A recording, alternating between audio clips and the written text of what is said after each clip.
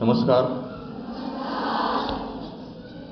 आदरणीय व्यासपीठावर उपस्थित आपल्या प्रशालेच्या उपमुख्याध्यापिका, तसेच या कार्यक्रमासाठी किंवा या व्याख्यानासाठी उपस्थित असलेले आपल्या प्रशालेतील इतर शिक्षिका आणि ज्यांच्यासाठी हे सगळं काही आटापिटा चालू आहे गेली वर्षभर,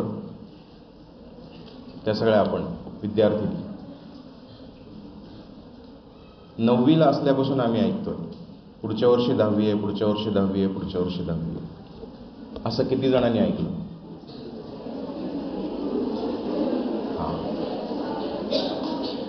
आणि हा 10वीचा पाढा 9वीला गेल्यापासून चालू आहे, तो आज तागायत चालू आहे. आणि अजून 1.5 महिना तरी कमीत कमी हे तुम्हाला ऐकावं लागणार.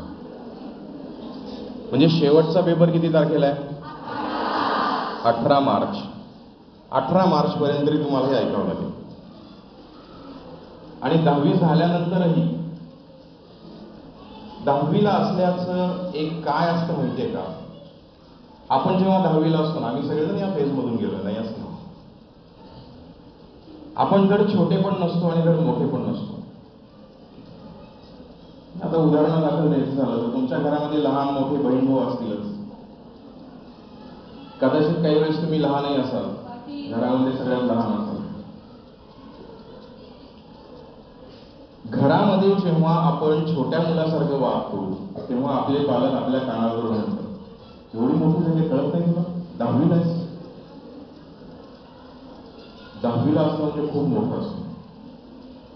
आणि तेच आपण जर आपल्या पालकांना किंवा कुणाला असं काहीतरी थोडंसं उपदेशवर सांगायला, अगं आई हे असं नाहीये, थोडंसं असं केलं तर बरं होईल, तू गप गप, तुला काय कळतं? म्हणजे मी कोण आहे नक्की? लहान आहे का मोठी आहे? असं काहीतरी जरा आणखी त्यात सुपारी असल्यासारखं गेली 2 वर्ष झालं आपल्या बाबतीत होतंय का? आमच्याही बाबतीत तेच झालं. सगळ्या फेज मधून आपल्याला जावं लागतं. नाही असं नाही, ही 10वीची पण फेज आहे, ही फेज असते. एका स्टेज मधून आपल्याला जावं लागतं. हे सगळं करत असताना हे सगळं ऐकावं लागतं. अगदी घरातला किंवा पाहुण्यारावळ्याचा एखादा छोटा भाऊ किंवा बहीण सुद्धा सांगते, 10वीला कळत नाही का अभ्यास करायचं? तो शाळेमध्ये ती शाळेत काय करते आपल्याला माहित नसतो, पण आपल्याला ऐकावं लागतं. 10वीला कळत नाही का तुला? थोडक्यात काय की संपूर्ण समाजाची मानसिकता काय आहे? 10वीला गेलं की तुम्ही सगळं शहाणपण तुम्हाला आलंच पाहिजे. सगळ्या बाबतीतलं, अभ्यासाच्या बाबतीतलं, वागण्यातलं, बोलण्यातलं, बसण्यातलं, उठण्यातलं, सगळ्या बाबतीत. आणि बिचारे आपण सगळं मान्य करतो. बरं, हे सगळं घरामध्ये इतर परिसरांमध्ये होत असतं म्हणून शाळा काही कमी असते का? शाळा त्याच्यापेक्षा 25% जास्त असते. का जास्त असते? कारण मग आमच्यासारख्याला बोलवतात, सगळं कमी पडलं म्हणून तुम्ही सगळं सांगा, मुलींना अभ्यास करायचा. असंही शाळेचं 25% थोडंसं जास्त असतं. पण खरं सांगू का, जेवढं काही आपण या फेजमध्ये या 10वीला आल्यानंतर ऐकतो, कोणाचंही असेल, पालकांचं असेल, आपल्या बहीण भावाचं असेल, आपल्या नातेवाईकांचं असेल, आपल्या शिक्षकाचं असेल, आपल्या मित्र आणि मैत्रिणींचं सुद्धा असेल, हे सगळं सांगण्याच्या पलीकडे या सगळ्यांचा एकच शुद्ध हेतू त्यांच्या मनामध्ये असतो की तुम्ही ज्या परीक्षेला सामोरे जाणार आहात, 10वीला तुम्ही सामोरे जाणार आहात, तर ही तुमच्या आयुष्यातली पहिली बोर्ड परीक्षा आहे. आणि ती परीक्षा तुमची सुखकर व्हावी हा एकच प्रामाणिक उद्देश, शुद्ध हेतू या सगळ्यांच्या मनामध्ये असतो, बाकी काही नसतं. म्हणून आपल्याला सगळेजण हे अशा प्रकारचे सल्ले, कधी कधी मोठे आशीर्वाद असं त्या ठिकाणी देत असतात. आणि मला तुमच्या सगळ्यांना सांगायचं की आपण सर्वजण या सगळ्यांचा मनापासून चांगल्या प्रकारे आपण तो स्वीकार करावा त्या ठिकाणी. कारण आपल्या शाळेचं एक ब्रीद वाक्य आहे. काय तुमच्या शाळेचं ब्रीद वाक्य?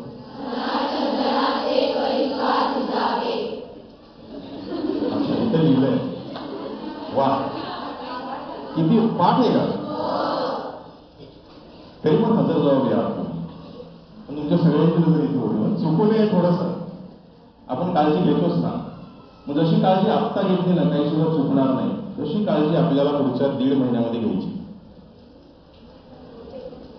आता तुम्ही तुमच्या पद्धतीने अभ्यास करत असाल, नो डाऊट. तुम्ही अभ्यास करत नाहीये म्हणून तुम्हाला इथे बसवलंय का? असं बसवलंय का? नाही.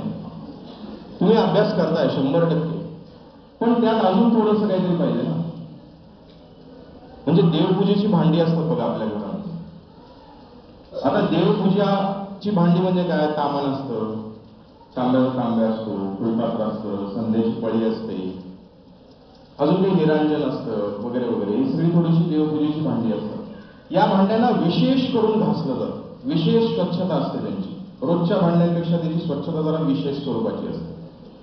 त्याला वेगळी पावडर ठेवलेली असते, वेगळी घासणी त्याच्यासाठी वापरलेली असते. अशी देवपूजेची भांडी विशेषत्वाने करून आपल्या घरामध्ये, आणि त्यांची ठेवण्याची जागा पण विशेष असते.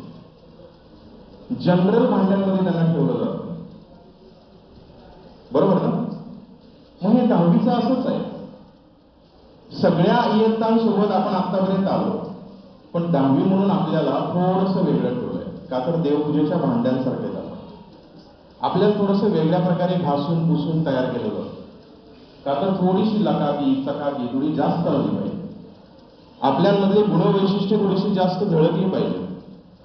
आणि मग हे गुण, हे वैशिष्ट्य, हे सगळं मार्कांच्या रूपामध्ये आपल्याला आपल्या सर्टिफिकेटवर कसं मिळवता येईल, याच्यासाठी सगळेजण प्रयत्नशील असतात. म्हणून तुम्हाला वेगवेगळ्या पद्धतीनं वेगवेगळ्या व्यक्तींकडून मार्गदर्शन त्या ठिकाणी केलं जातं. मग आता राहिले थोडे दिवस. या थोडे दिवसांमध्येच लढाई करायची. जसं की महाभारताचं युद्ध 18 दिवसच होतं. प्रचंड युद्ध होतं, घनघोर असं युद्ध होतं. पानिपत सुद्धा तेवढ्याच दिवसांचं होतं. फार काळ चाललेली युद्ध नाहीये, पण खूप मोठ्या प्रमाणामध्ये थोड्या दिवसांमध्ये घनघोर अशा लढाया झाल्या. आणि आपल्याला तीच लढाई आता करायची. लढाई करायची म्हणजे भरलेली वह्या पुस्तकं फाडायचीच का काय? असं काही करायचं नाही. हे भरलेलं आपल्याला आत्मसात थोडं थोडं करायचं.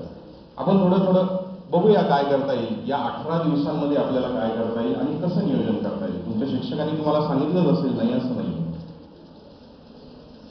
आता आपल्याला 9 सब्जेक्ट आहे. थोडं टेक्निकली आपण बघूया आपल्याला काय करायचं आहे. ना सगळ्यांना 9 विषयांचे आपल्याला लेखी पेपर द्यायचे. आता या लेखी पेपरमध्ये पेपर पॅटर्न तुम्हाला माहिती झाला आहे, त्याची उत्तरपत्रिका कशी असते ते सुद्धा तुम्हाला माहिती झाली आहे. आणि भाषा विषयांचे पेपर हे 3 तासाचे असतात. तर इतर जे काही 6 पेपर द्यायचे ते आपल्याला, ते किती तासांचे? 2 तासांचे पेपर आहेत. थोडं जनरली आपण लक्षात घेऊया की भाषा विषयांचे जे 3 पेपर आहेत, ते 3 पेपर 3 तासाच्या ऐवजी तो जो पेपर आहे तो माझा पेपर 2.5 तासामध्ये मला सोडवून देता येईल का? 2.5 तासामध्ये माझा तो पेपर सोडून झाला पाहिजे. बोर्डाने 3 तास वेळ दिलाय म्हणून मी 3 तास वेळ त्याच्यासाठी लावणार नाहीये. तुम्ही म्हणाल हे काय नवीन, मग दिला कशाला 3 तास वेळ? मग 2.5 तास वेळ द्यायला पाहिजे. असं नाही. 80 गुणांचा पेपर आहे, 3 तासाचा वेळ आहे, तर तो पेपर आपला किती तासात सोडून झाला पाहिजे? 2.5 तासामध्ये झाला पाहिजे. का करायचं हे, कशासाठी करायचं हे नीट लक्षात घ्या. कारण जेव्हा आपण आत्तापर्यंत, आता ताईंनी सांगितलं तुमच्या की 9वी पर्यंत तुम्ही सगळ्या प्रकारच्या परीक्षा देत आहात. ह्या परीक्षा शालेय आपल्याच वातावरणामध्ये, आपल्याच क्लासरूममध्ये, आपल्याच मैत्रिणींसोबत, मग 8वीची असेल, 7वीची असेल, कोणीतरी शेजारी बसलेली, तिच्यासोबत आपण त्या परीक्षा दिल्या. आता याच्यामध्ये मूलभूत फरक काय? तर काही जणींचे नंबर सेवा सदनमध्येच असतील, पण काही जणींचे नंबर बाहेरच्या शाळांमध्ये असतील. परीक्षा तीच द्यायची, परंतु वातावरण वेगळं असणार. आपल्याला त्या शाळेत जावं लागेल, त्या वर्गात जावं लागेल. तुम्हाला जे सेंटर आलेलं असेल ते, त्या वर्गात गेल्यानंतर त्यातलं ज्या बेंचवर तुमचा नंबर आहे त्या बेंचवर तुम्हाला बसावं लागेल. हे काय नवीन सांगणार? बसणारच नाही. इमॅजिन करा की तुम्ही त्या ठिकाणी जाताय, तुम्हाला त्या बेंचवर बसायचंय आणि बेंचवर बसल्यानंतर तुम्हाला लक्षात येते की बेंच हलतोय, तोपर्यंत नाही. इथं तुम्ही सांगू शकता, बाई हा बेंच हलतोय, जरा मी दुसऱ्या बेंचवर बसू का किंवा ऍडजस्ट करू का, असं म्हणू शकतो ना आपण. आपली हक्काची शाळा असते. तिथे गेल्यानंतर आपण ही तक्रार करू शकत नाही. जरी तुम्ही समजा समोरच्या एक्झामिनरला सांगितलं की हा बेंच हलतोय, मला थोडंसं ऍडजस्टमेंट होत नाही, तर तो एक्झामिनर काय म्हणेल माहितीये का, ज्या ठिकाणी नंबर आहे त्याच ठिकाणी तुम्हाला बसावं लागेल, मी काही करू शकत नाही. कारण त्या एक्झामिनरला तुमच्या 3 तासाचं सुपरविजन करून त्या हॉलमधून सुखरूप बाहेर पडावं. कसं बाहेर पडायचंय? लढाई त्याला जिवंत बाहेर पडायचं. तो जो काही पर्यवेक्षण करणार आहे ना, त्याचा आणि तुमचं काही संबंध नसतो. इथं आपल्यासमोर आपल्या बाई असतात, आपल्याला ऍडजस्ट करतात. कोणी ऍडजस्ट करत नाही. मी फार कटू बोलतोय पण हे सत्य आहे, शिक्षकांना पण माहिती आहे. कारण का ऍडजस्ट करत नाही, ते दुसऱ्या कुठल्या तर शाळेचे पर्यवेक्षक असतात, तिसऱ्या कुठल्या तर शाळेच्या विद्यार्थिनींवर विद्यार्थ्यांवर त्यांना सुपरविजन करायचे असते. त्यामुळे त्यांच्या डोक्यात एकच असतं, आत्ता सुपरविजन दिलंय, 3 तास सुपरविजन करायचंय, न हालता न बोलता. वर्गामध्ये 25 विद्यार्थी असतात, 25 विद्यार्थ्यांचे अँसर पेपर मला गोळा करायचे, तेवढे गोळा करून मला सेंटर सुपरिटेंडंटकडे जायचे, माझं काम संपलं. खरी परिस्थिती. त्यामुळे तुम्ही जेव्हा ज्या परीक्षा हॉलमध्ये जाल, तिथलं वातावरण, तिथं तुम्हाला लागणारा अंतर्गत वेळ, याचं जर गणित आपण लक्षात घेतलं तर 3 तासाचा पेपर हा 2.5 तासामध्ये व्हायला हवा. कारण तुम्हाला दिलेल्या सप्लिमेंट्स, तुम्हाला दिलेली उत्तरपत्रिका, याच्यावर लावावयाचे स्टिकर्स आहे ना, एक हॉलोग्राफ असतं, त्याच्यानंतर दुसरा एक बारकोड असतो. हे स्टिकर त्या ठिकाणी लावण्यासाठी वेळ आहे. बोलवतात अर्धा तास अगोदर, नाही असं नाही, पण त्याचं पहिलं पेज सगळं लिहिलंय का नाही. पहिल्या पेजवर सेंटर नंबर असतो, तुमचा सीट नंबर असतो, तो सीट नंबर तुम्हाला अक्षरामध्ये लिहायचा असतो, तारीख द्यायची असते, तुम्हाला स्वतःची सही करायची असते, जी सही तुमच्या ऍडमिट कार्डवर म्हणजे हॉल तिकीटवर आहे तीच सही तुम्हाला तुमच्या अँसर पेपरवर करावी लागते. त्याच्याखाली विषय असतो, दिनांक, परत पेपर नंबर. हे सगळं लिहिल्यानंतर तो पर्यवेक्षक जो आहे तो येऊन पाहतो तुम्ही सगळं लिहिलंय का व्यवस्थित. ते लिहिल्यानंतर तुम्हाला ब्लॅक कलरचं स्टिकर देतो लावायला, ते चिकटवतो. नंतर तुमच्या सीट नंबरचा एक बारकोड दिला जातो, तो त्या ठिकाणी लावला जातो. हा जो वेळ आहे, हा वेळ आपल्याला कॅल्क्युलेशन करावा लागतो. हा प्रत्येक पेपरसाठी. असं नाहीये की पहिल्या पेपरला तुम्हाला हे सगळं झालंय आणि शेवटच्या पेपरपर्यंत तुम्ही निवांत आहेत, असं नाहीये. तुम्ही एक्स्ट्रा सप्लिमेंट घेतली तर सप्लिमेंटला पुन्हा ही सगळी प्रोसेस आहे. सप्लिमेंट नोंदवण्यासाठी तुमच्याकडे परत वेगळा कागद असतो, सीट नंबर समोर किती सप्लिमेंट घेतलेलं ते लिहिलेलं असतं, त्याची सही तुम्हाला त्या ठिकाणी करावी लागते. हे सगळे टेक्निकल्स आहेत आणि हे सगळं तुमच्या त्या परीक्षेच्या कालावधीमध्ये सुरू असते. म्हणजे जर आपल्याला एखाद्या प्रश्नाची, एखाद्या निबंधाची, एखाद्या रायटिंग स्किलची जर लिंक लागलेली असेल आणि असा डिस्टर्बन्स जर झाला तर आपलं काय होतं, सेटअप हालतो त्या ठिकाणी. हे आपण गृहीत धरलेलं असतं, हे आपण आपल्या शाळेमध्ये गृहीत धरून चालतो. कारण आपल्याला ऍडजस्ट करून घेणारे शिक्षक असतात, आपल्याला ऍडजस्ट करून घेणारे आपले मित्रमैत्रिणी शेजारी असतात. तिथं काही नसतं. मग हे सगळं तुमच्या लक्षात हवं आणि तुम्ही त्याप्रमाणे सगळं नियोजन करायला पाहिजे. दुसरा काय टेक्निकल पॉईंट असतो सुपरविजनच्या वेळी. सुपरविजनच्या वेळी अजून एक टेक्निकल पॉईंट असतो, ते म्हणजे तुमच्या सर्व ऐकलं असेल तुम्ही, बातम्यांमध्ये ऐकलं असेल, पेपरमध्ये वाचलं असेल, शिक्षकांनी तुम्हाला सांगितलेलं असेल की प्रत्येक क्लासमध्ये सीसीटीव्ही लावलेले आहेत आणि या सीसीटीव्हीचं सगळं कव्हरेज, ते जे काही बोर्डवाले आहेत ना, त्या बोर्डकडे सगळं लाईव्ह प्रक्षेपण चालू असतं. कॉपी मुक्त परीक्षा. आपण कोणी कॉपी करत नाहीये, मलाही माहिती, पण कॉपी मुक्त परीक्षेसाठी अख्खा महाराष्ट्र, अख्खं शिक्षण मंडळ त्या ठिकाणी झटत आहे. आणि मग काही स्क्वॉड असतात, भरारी पथक अचानक येतात वर्गात, उगीच चेक करतात, कंपास चेक करतात, तुमच्याजवळ पॅड चेक करतात आणले तुम्ही, रायटिंग पॅड, तुमच्याकडचे पेपर्स जे असतात उत्तरपत्रिका वगैरे हलवून बघतात काही ठेवलं वगैरे. त्यांना अधिकार असतात दिलेले, तुम्ही त्यांना नाही म्हणू शकत. ते जे पर्यवेक्षण करणारे आहेत, एक्झामिनर आहेत, ते सुद्धा त्यांना अडवू शकत नाहीत, कारण त्यांना तसे अधिकार आहेत. हे आपल्याला माहीत नसतं. हे 9वी परीक्षेत झालंय का आपल्या बाबतीत? कधीच झालेलं नाही. आपल्याला आपल्या बहिणी कधी तपासले का परीक्षा सुरू असताना? कधीच नाही. आपल्या बहिणीला माहीत पण नाही आपण कॉपी केली.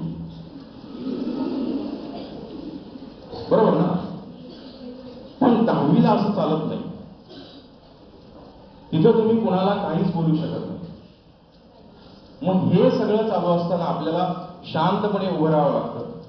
पॉझिटिव्हली रिस्पॉन्स आपल्याला त्यांना द्यावा लागतो आणि मग हा वेळ तिथं जातो. मग नुसतंच आपल्याला चालत नाही. आपल्या पुढच्या बेंचवाल्यालाही तपासलेलं असतं, आपल्या मागच्या बेंचवर कोण आहे त्यालाही तपासलेलं असतं, शेजारी कोण आहे त्यालाही तपासलेलं असतं. आणि मग ते सगळं तपासणं चालू असताना सुद्धा आपलं डिस्टर्बन्स होतं, आपली लिंक लागत नाही. मग हा वेळ कुठेतरी आपण गृहीत धरलेला नसतो. म्हणून अर्धा तास जो आहे तो स्पेअर मध्ये ठेवायचा, नेहमी लक्षात ठेवा. इथूनही तुम्हाला 18-20 दिवस आहेत सरावासाठी. की कसं सराव करायचं ते आपण बघूया. हे लक्षात आलंय? अर्ध्या तासाचं गणित, 3 तासाचा पेपर किती वेळा सोडवायचा आणि 2 तासाचा. मग उरलेला जर अर्धा तास आहे त्यात काय करावं? तर त्याच्यामध्ये पुन्हा एकदा तुम्हाला उत्तरपत्रिका तपासावी लागेल की कुठं राहिलंय का. आपल्याला एक सवय असते, जे वस्तुनिष्ठ प्रश्न असतात ते, त्या वस्तुनिष्ठ प्रश्नांचे साधारणपणे आपल्याला ABCD, अ ब क ड असे काहीतरी ऑप्शन्स लिहायचे असतात. पहिल्या दुसऱ्या प्रश्नामध्ये असतात ते. मॅथ्सला आहे, सायन्सला आहे, जॉग्रफीला तर भरपूर आहे. आणि मग आपण काय करतो? ते आपल्याला येत असतं, पण आपण त्याची जागा रिकामी सोडतो. नंतर लिहू सोपं आहे, आधी मोठे प्रश्न कव्हर करतो. एक मानसिकता असते. आणि मग मोठे प्रश्न कव्हर करत करत आपण पुढे जातो. 3 तास कधी होतात, 2 तास कधी होतात आपल्याला कळत नाही. आपल्याला वाटतं की आपण सगळा पेपर छानपैकी सोडवलाय आणि ते जे लिहायचं राहिलेलं असतं ना ते जसं ब्लँक असतं. असं होतं कधी कधी. ही रिस्क 10वीला घ्यायची नाही. आणि जर चुकून समजा तसं काही झालं तर तो अर्धा तास जो तुम्हाला दिलेला आहे त्या अर्ध्या तासामध्ये तुम्हाला परत चेक करून बघावं काय राहिलंय माझं नेमकं, मागं मी काय सोडून आले आहे, डोकावून बघायचं जरा त्या पेपरमध्ये. मग पहिल्या पेजपासून सगळं व्यवस्थित त्या ठिकाणी बघायचं, काय काय राहिलंय काय काय नाही. जेव्हा आपण ओव्हरलुक करायला जातो तेव्हा आपल्या लक्षात येतं आणि एखादं उत्तर पण आपल्याला त्या ठिकाणी आठवत असतं. हे सगळं त्या अर्ध्या तासामध्ये करायचं असतं. अजून एक महत्वाचा टास्क काय असतो शेवटच्या 30 मिनिटांमध्ये? शेवटच्या 30 मिनिटांमध्ये महत्वाचा टास्क असतो ते म्हणजे तुम्ही जे काही सप्लिमेंट वगैरे घेतली असेल ना ती सप्लिमेंट बांधायची असते, तुम्हाला टाय करायची असते. दोरा दिलेला असतो, त्या दोऱ्याला पांढरं काहीतरी लागलेलं असतं, त्याला खळ म्हणतात. असं एकदम स्ट्रेट टाईप दोरा असतो, नॉर्मल दोऱ्यासारखा दोरा नसतो, कधी कधी मिळतो होत नाही असं नाही. आणि मग तो उत्तरपत्रिकेमध्ये आपल्याला आणि सप्लिमेंटमध्ये त्याला छिद्र वगैरे काय नसतात पाहिजे, ती तुमची तुम्हाला पडायची असते. असं छान स्टेपल वगैरे करून तुम्हाला कोणीतरी दिले असं काय नसतं. तुमची सेवा वगैरे फार करत नाही, तुमची तुम्हाला सगळं करावं लागतं. तुमची सेवा 10वीपर्यंत शाळेत सगळे शिक्षक करतात. मग ते तुमच्या कंपासमधलं जे कर्कटक आहे त्याचा वापर तुम्हाला करावा लागतो, त्याने तुम्हाला त्याला छिद्र पाडावं लागतं. 12-15 पानी आन्सर पेपर असतो, त्याला लवकर छिद्र पडत नाही, वैतागून जातो आपण. पडलंच तर ते एका कोपऱ्याला पडतं आणि ते 2 भाग होतात, असं पण होतं. याचा वेळ आपण कुठंच गृहीत धरलेला नसतो. त्याची प्रॅक्टिस आपल्याला नसतेच, आपण करतच नाही. हे सुद्धा महत्वाचं. आणि मग ते पाहून पुन्हा सप्लिमेंट जे आहे त्या सप्लिमेंट क्रमानंच जोडल्या पाहिजेत. नकाशा आहे, ग्राफ आहे.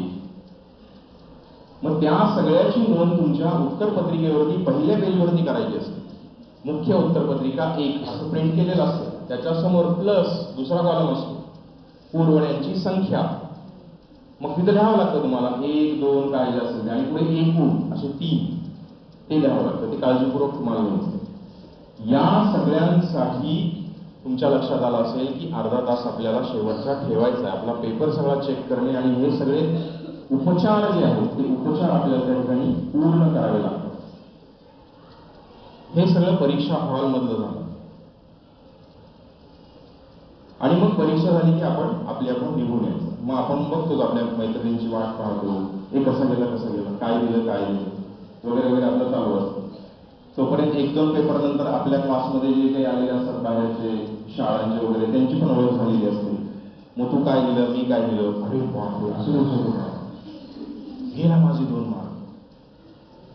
अशा रिॲक्शन अजिबात द्यायच्या. पेपर संपला, हाय हॅलो हा कसं आहे, ठीक आहे, ओके, निघायचं. पेपरची चर्चा अजिबात करायची. बॅट्समन आणि बॉलर यांचं नातं म्हणजे का तुम्हाला? सुनील गावस्करांचं फार सुंदर गीत ऐकलं का तुम्ही? हे जीवन म्हणजे क्रिकेट, राजा हुकला तो संपला. हे गाण्याची बोल म्हणजे काय? बॉलरने एखादा बॉल टाकला आणि तो बॅट्समनला जर व्यवस्थित नाही खेळता आला तर त्याचा खेळ झाला.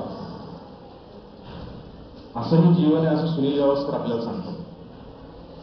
त्यांच्याच मुलाखतीमध्ये त्यांना एक प्रश्न विचारला होता एका मुलाखतकाराने. बीबीसीवर त्यांची मुलाखत होती. ते मुलाखतकार त्यांना म्हणतात की तुमचा इतक्या वर्षाचा अनुभव आहे, तुम्ही आम्हाला जरा सांगता का की कोणता खेळाडू मॅच जिंकून देऊ शकतो? काय प्रश्न आहे त्यांना? अरे काय प्रश्न आहे? हा, मॅच जिंकून देऊ शकतो. सुनील गावस्करांचं फार मार्मिक उत्तर आहे. सगळ्यांना लागू पडतं, तुमच्या माझ्यासाठी सगळ्यांना. सुनील गावस्कर त्या ठिकाणी म्हणतात की चांगला खेळाडू मॅच जिंकून देऊ शकतो असं जर आपल्याला वाटत असेल तर मी म्हणेन की या ठिकाणी ना, जो खेळाडू त्या पिचवर उत्तम खेळ करतो तो खेळाडू मॅच जिंकून देऊ शकतो. मग तो 1 नंबरचा बॅट्समन असेल किंवा 8 नंबरवर खेळायला आलेला बॉलर असेल, त्या पिचवर जो उत्तम आहे तो मॅच जिंकून त्या ठिकाणी देऊ शकतो. मग प्रत्येक वेळी रोखोनीच मॅच जिंकून द्यावी असं काही आहे का? अजिबात नाही. दुसरं कोणी पण मॅच जिंकून देऊ शकतो. अगदी परवाचा आलेला काय त्याचं नाव, हा येस बरोबर, सगळं कसं माहिती आहे, तो सुद्धा मॅच त्या ठिकाणी जिंकून देऊ शकतो. बरोबर ना? म्हणून उत्तम जो खेळाडू त्या पिचवर उत्तम असेल तो मॅच जिंकून देऊ शकतो. आपल्याला नेमकं हेच करायचं. गावस्करांनी जे सांगितलंय ना तेच आपल्याला करायचं. आपलं पिच म्हणजे 10वीची परीक्षा. 3 तासाचा पेपर म्हणजे 50 ओव्हरचा वन डे. 2 तासाचा पेपर म्हणजे 20-20. इथं आपल्याला उत्तम प्रकारचा खेळ त्या ठिकाणी करून दाखवायचा. आपली मॅच आपोआप जिंकली जाईल. तर हे आपल्याला विद्यार्थ्यांनी त्या ठिकाणी करायचं. आता हे सगळं परीक्षेच्या हॉलमधलं झालंय. आता विषयानुसार या 18 दिवसांमध्ये आपण काय करावं? जास्त वेळ घेणार नाही, मला अर्धा तास दिलेला आहे. आत्ता 5 मिनिटं झाली नाही का? किती वेळ झाला? तुमचं लक्ष नाही म्हणून 5 मिनिटं झाली. चांगली गोष्ट आहे, तुम्ही घड्याळाकडे बघत नाहीये, टाळ्यावर जायचं तुमचं.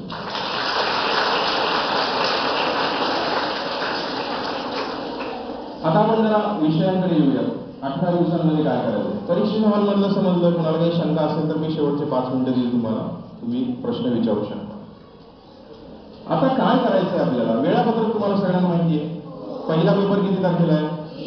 20 तारखेला पहिला पेपर आहे. कुठल्या विषयाचा आहे? ओके, त्याचा विषयाचा अभ्यास तुम्ही सुरू केला असेल. कोणी सुरू केलाय?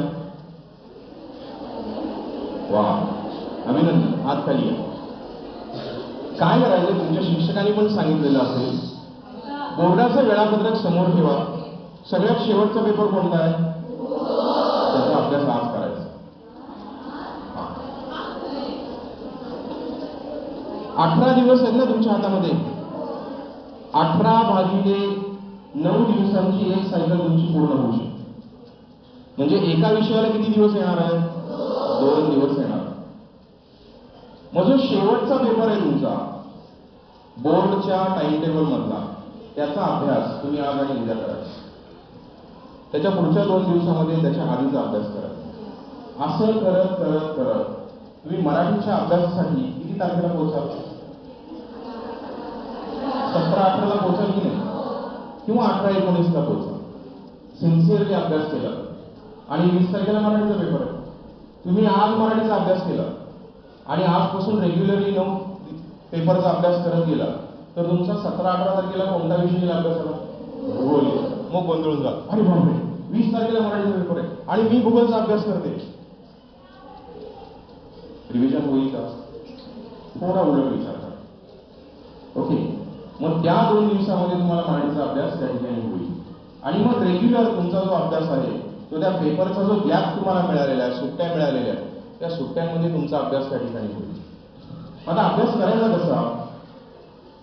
पहिल्या पेजपासून सगळं टेक्स्टबुक वाचायचं का? नाही, अजिबात नाही. ते झालं वाचून, कधीच झालं, शिकवून झालं, सगळं झालं. त्या टेक्स्टबुकवर एवढ्या रेगोट्या ओढून झाल्या, गोलगोल करून झालं, चित्र काढून झाले, सगळं झालं. आता त्या टेक्स्टबुकमध्ये काय आहे आम्हाला ओळखू पण येत. कोणी विचारलं यात काय लिहिलंय, बापरे, तेव्हा टेक्स्टबुककडे आता लक्ष द्यायचं. मग आता ज्या सराव परीक्षा आपल्या झालेल्या आहेत, ज्या प्रश्नपत्रिका आपल्याकडे उपलब्ध आहेत, अगदी युनिट टेस्ट पासून, पहिल्या युनिट टेस्ट पासून तुमच्या शाळेने जेवढ्या काही परीक्षा घेतलेल्या आहेत, 2 सराव झाले असतील, 3री सराव होणार असेल, व्हॉट एव्हर इट मे, त्या सगळ्या प्रश्नपत्रिका ह्या 2 दिवसामध्ये समोर ठेवायच्या. बाहेरच्या कुठल्याही प्रशासनाच्या प्रश्नपत्रिका प्रकाशना ज्या आहेत त्या समोर ठेवा. आणि ह्या 2 दिवसामध्ये तुम्हाला जेवढे जास्तीत जास्त पेपर्स सोडवता येतील तेवढे सोडवा. गाईड घेऊन अजिबात बसू नका. नो गाईड, नो 21, रेफरन्ससाठी वापरा. पण अगदीच त्यातलंच सगळं काही मी उतरवून काढेल, तेच मी लक्षात ठेवेल, तेच मी पाठ करेल, अजिबात असं करायचं. आत्ता लिखाणाचा सराव जो आहे तो या 18 दिवसामध्ये जास्त महत्वाचा. रायटिंग स्किल तुमचं डेव्हलप झालं पाहिजे, कारण तुम्हाला पेपर अर्धा तास अगोदर कव्हर करायचा.